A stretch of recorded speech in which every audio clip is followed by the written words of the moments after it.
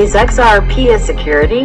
Welcome another debate club, dear friends. Many members of the cryptocurrency space and XRP submitted a lot of comments on Twitter about this question.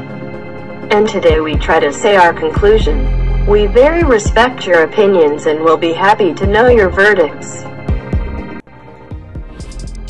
Ripple, the company behind the XRP coin, has made it a point in the past to convince everyone it's not a security. Brad Garlinghouse, the CEO of Ripple, has spoken about this issue multiple times. In a recent interview to CNBC, when asked about a recent lawsuit from former XRP holders who sued Ripple claiming that it in fact is a security, had the following to say: "Whether or not XRP is a security shall not be dictated by one lawsuit. The SEC is the governor of that. I think it is very clear that XRP is not a security. It exists independently of Ripple, the company. If Ripple, the company, shut down tomorrow, XRP will continue to exist." This sentiment has also been echoed by Ripple's chief market strategist Corey Johnson. Mr. Johnson responded to questions if XRP should be regulated as a security by saying, "We absolutely are not a security.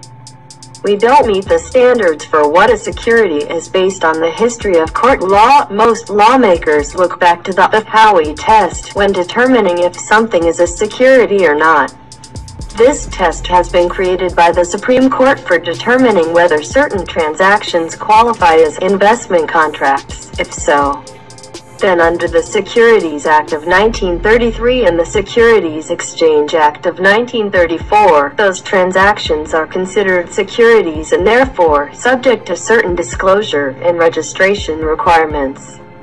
Ripple has changed some of its critical statements from the past, according to the Block founder and CEO, Mike Dudas.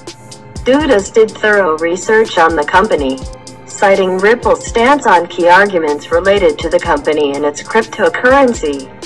All in all, if XRP were to be deemed a security in the legal sense based in the United States, Ripple, the company, will be beholden to its shareholders, and XRP ownership will represent ownership in the company.